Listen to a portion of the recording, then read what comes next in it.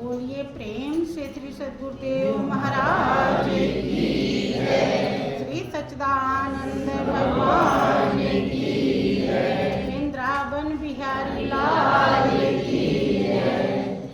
सत्य सनातन धर्म की जय। बोलिए प्रेम से सब संतों की जय। अखंड मंडलाकारं व्याप्तेन चराचरं तत्पदं दर्शितं तस्मै श्री गुरुवे नमः। तस्मै श्री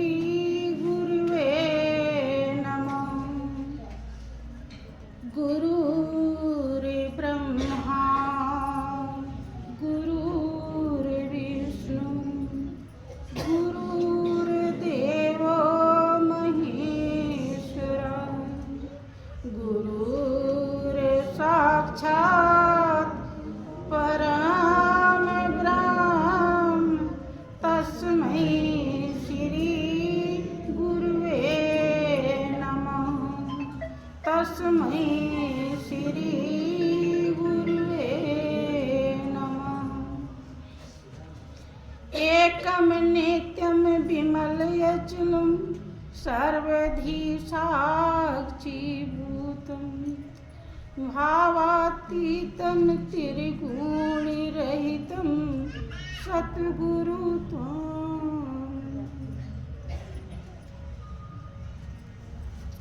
बोलिए प्रेम से श्री सद्गुरुदेव महाराज श्री सच्चिदानंद भगवान की जय। जगत जननी अम्बे मैया की जय। साचे दरबार की जय। पवन सुत हनुमान जी महाराज की जय। प्रेमी सज्जनों, बहुत ही सौभाग्य का समय है जिसके फलस्वरूप हम जीवों को नए वर्ष के अवसर पर शुरुआत पे सत्संग का महापावन अवसर मिला हुआ है। अब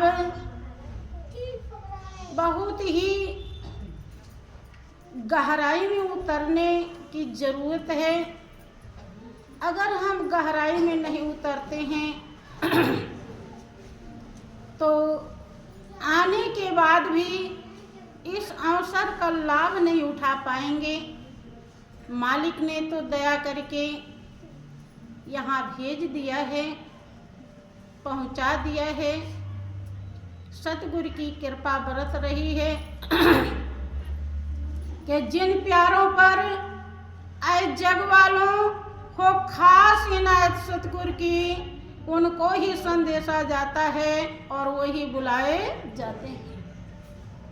आ गए हैं, लेकिन अगर गहराई में नहीं उतरे तो लाभ नहीं मिल पाएगा। महापुरुष समझाते हैं कि समुद्र में रत्न होते हैं, लेकिन वो गहराई में मिलते हैं, जाना पड़ता है। तुलसीदास जी जो अपने समय के बहुत अच्छे कवि विद्वान संत रह चुके हैं, जिन्होंने जीवन की कीमत को जानी और लोगों को जनाने की भी कोशिश किया। उनका अनुभव है कि सुनि समझे जन मुदित मना मज्जहि अति अनुराग उल्लहै चार फल अछत तन साधु समाज प्रयाग। सुन समुझे जन मुदित मन मज्जहि अति अनुराग। जो सुनता है, समझता है, मुदित मन प्रसन्न हो करके, खुश हो करके जो यहाँ पर महापुरुष दर्शाते हैं, समझाते हैं, जो आनंद होकर के उसे ग्रहण करता है, हृदय में प्रतिज्ञ हो जाता है कि प्रतिज्ञा कर लेता है कि हमें ऐसा ही करना है। मज्जहियति अनुराग, मज्जन का मतलब स्नान करना, डुबकी लगाना, अर्थात पूरी तरह अपने हृदय में धारण कर लेना प्रेम पूर्वक। तो इस शरीर के रहते हुए वो 4 पुरुषार्थ, धर्म, अर्थ, काम, मोक्ष, जिसकी आपको विशेष आवश्यकता है, जिसके लिए आपको जीवन मिला है, वो मिल जाता है, प्राप्त हो जाता है। लेकिन ध्यान रहे, सुनि समझई जन मुदित मन, मज्जहि अति अनुराग। सुनता भी वही है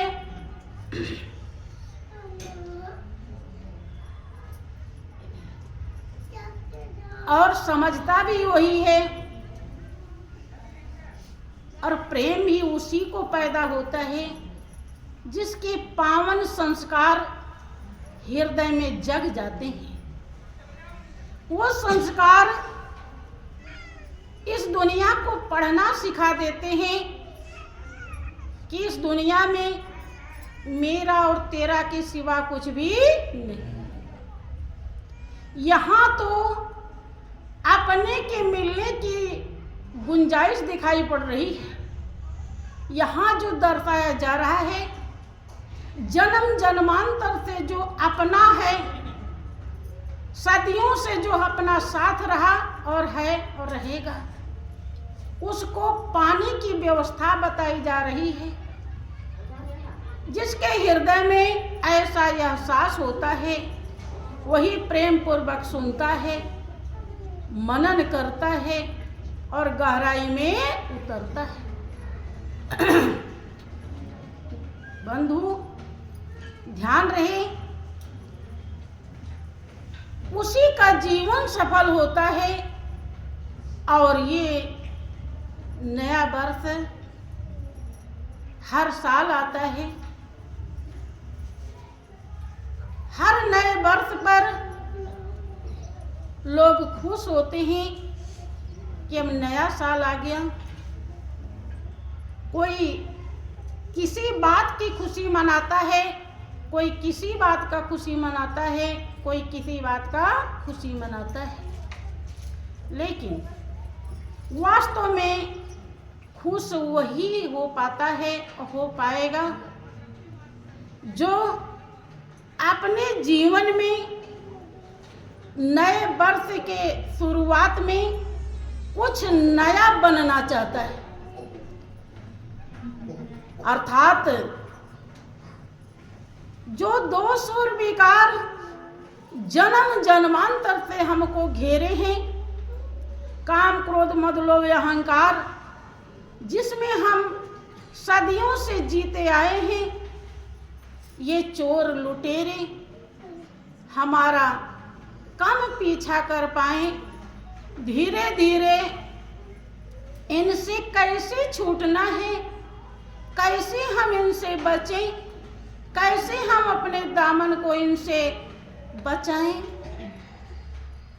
इसके लिए जो उपाय करता है, यत्न करता है, युक्ति ढूंढता है, वही कुछ नया जीता है। उसी के लिए नया वर्ष एक बहुत बड़ा तोहफा लेकर आता है। ऐसा नहीं कि नया साल आ गया, अब इसमें कोई मरेगा नहीं, कोई दुख नहीं होगा, कोई विपत्ति नहीं आएगी। हर प्रकार से सब कुछ आएगा। हम अनोखा मात्र एक ही भाव से, विचार से दिव्य बन सकते हैं। हृदय में ये भाव रखें कि हमें कुछ अलग बनना है, नया बनना है, जो अभी तक बन नहीं पाए। अगर सतगुरु शरण मिला हुआ है तो शरण किसे कहते हैं? सतगुरु की आज्ञा मिली हुई है तो आज्ञा कितनी कीमती है। सतगुरु हमारे जीवन में आए हैं तो किस लिए आए हैं? वो हमारे जीवन में क्या कर रहे हैं, कितनी उनकी कीमत है, हमें उसे कैसे संभालना चाहिए, हमें उसे कैसे हृदय में उतारना चाहिए। अगर ऐसा विचार हम ढूंढते हैं, ऐसा भाव बनाते हैं और अपने हृदय में उतारते हैं, क्रिया में ढालते हैं, तो हम नए वर्ष का पूरा लाभ उठाते हैं। और नहीं तो नया वर्ष कोई भी तोहफा लेकर, ध्यान है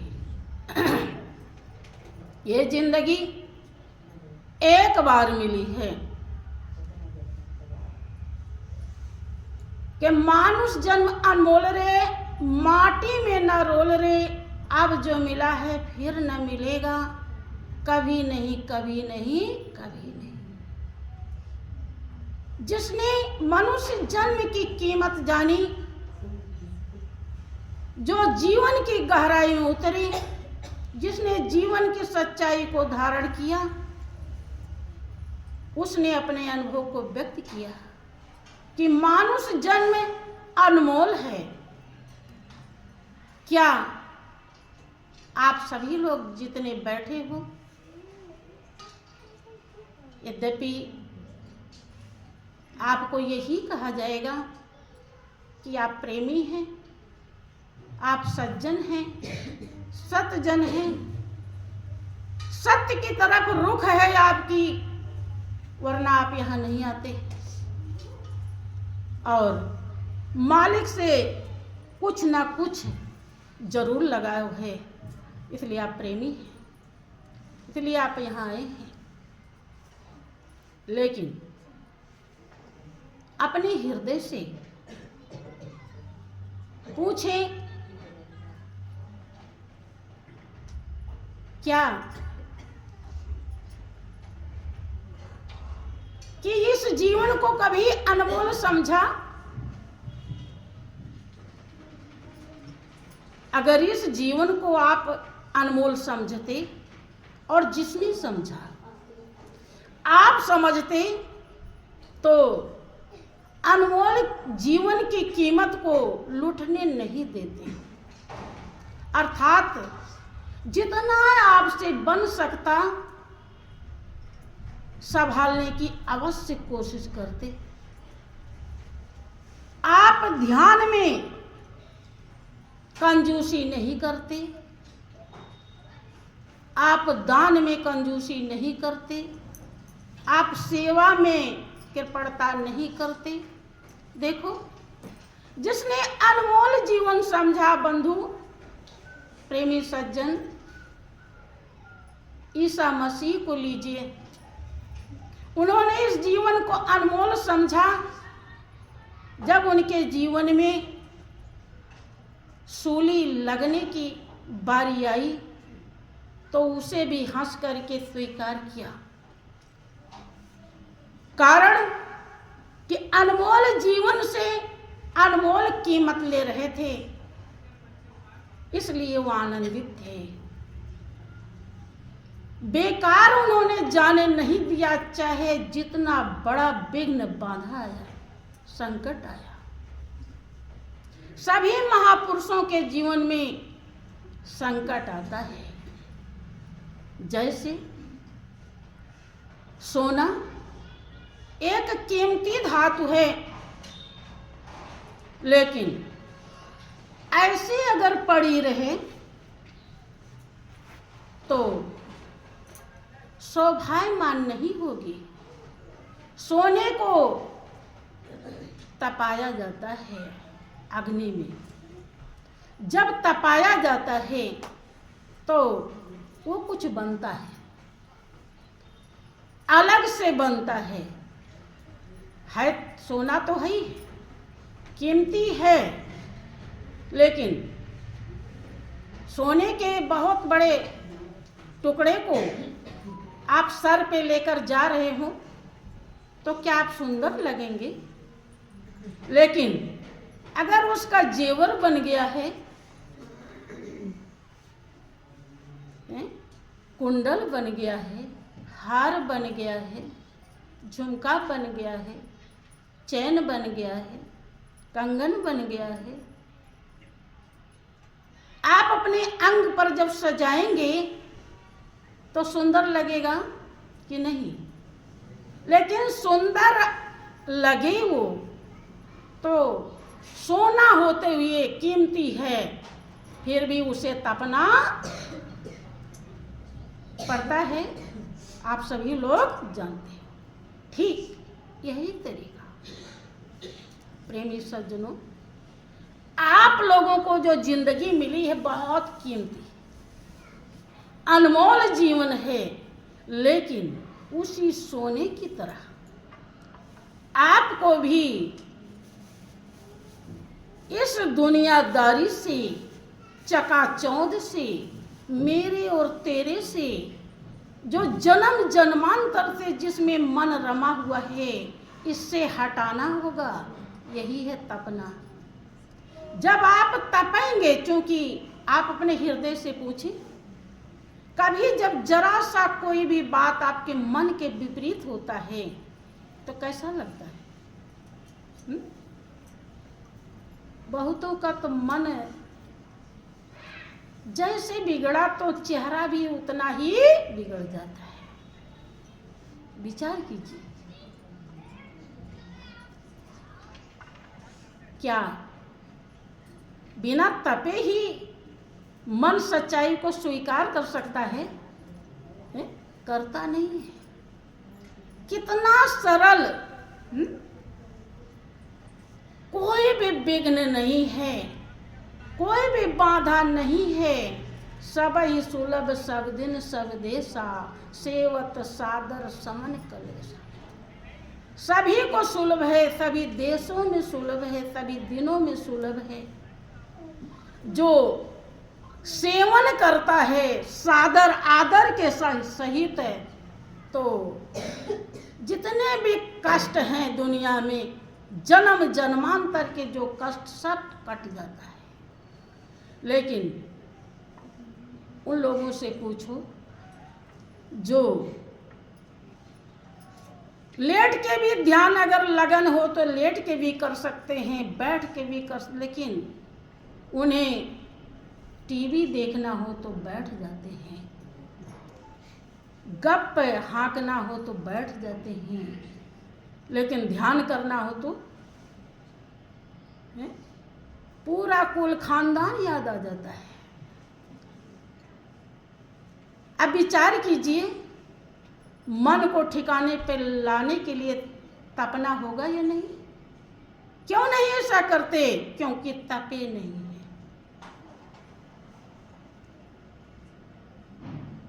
इसलिए कठिन है।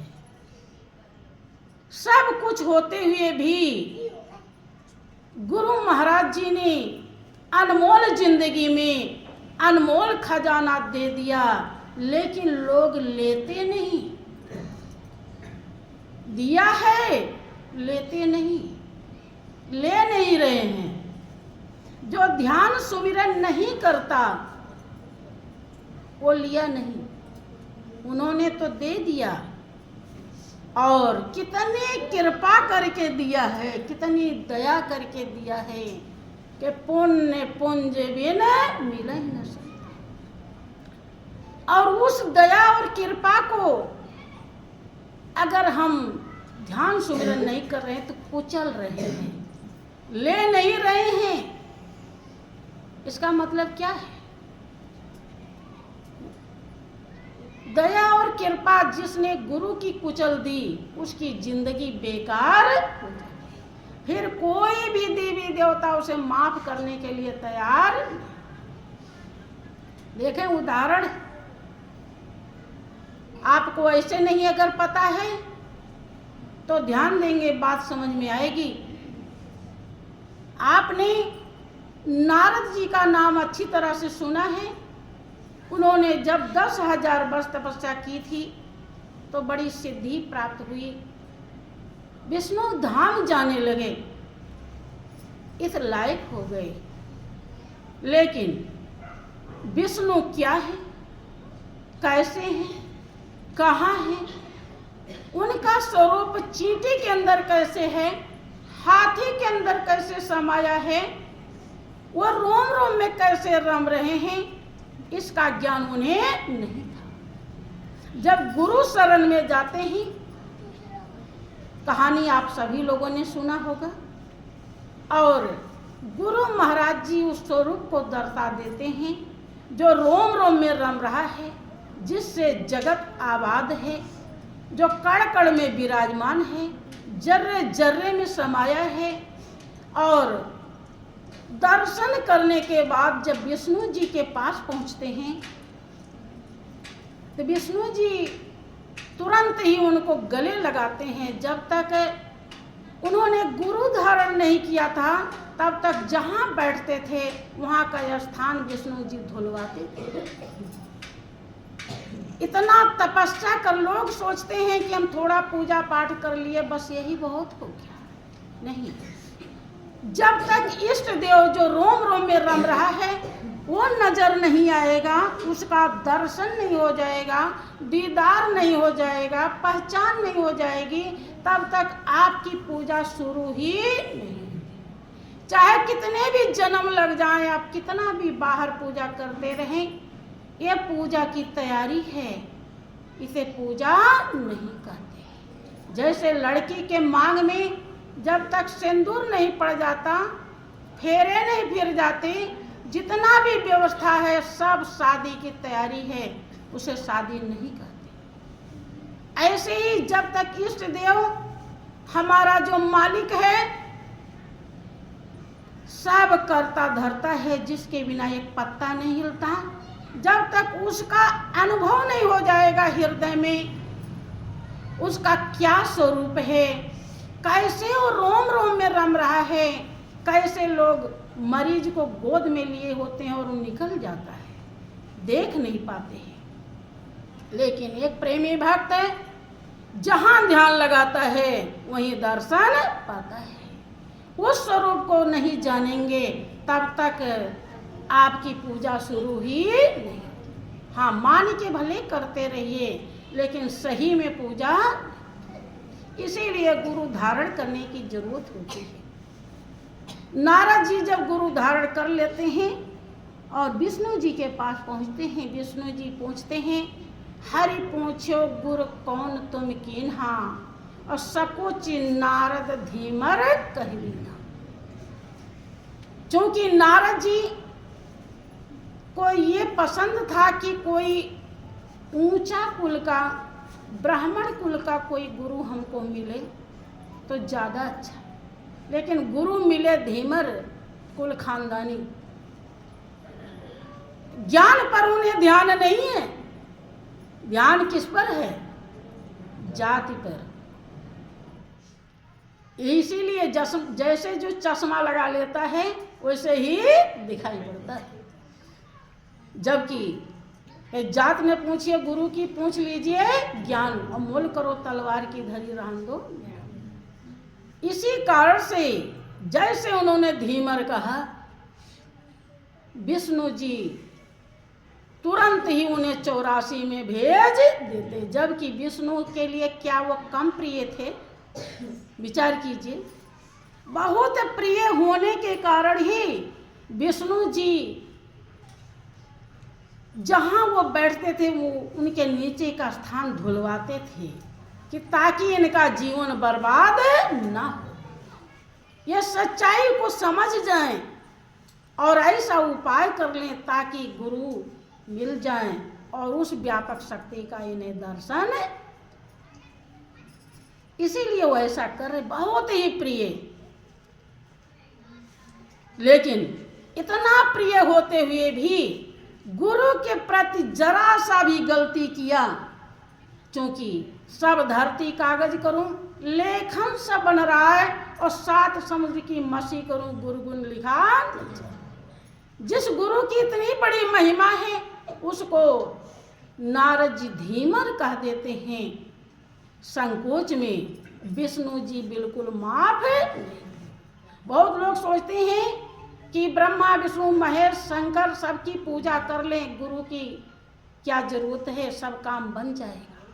लेकिन ध्यान रहे, अगर आपकी आत्मा का कल्याण नहीं हुआ, दुनिया में धन दौलत रुपया पैसा भी आपके विचार हैं कि ऐसे पूजा करने से मिलता है, नहीं, कर्म से ज्यादा कुछ नहीं मिलता, और सब यहीं रह जाएगा। मनुष्य जिंदगी खास तौर से केवल केवल केवल आत्मा के उद्धार के लिए मिली है, आत्मा का कल्याण करने के लिए मिली है, क्योंकि इसी जिंदगी में आप कर सकते हैं और कोई दूसरा उपाय नहीं। इसलिए गुरु के प्रति जरा सा भी अपराध है, कोई भी देवी देवता माफ नहीं करते।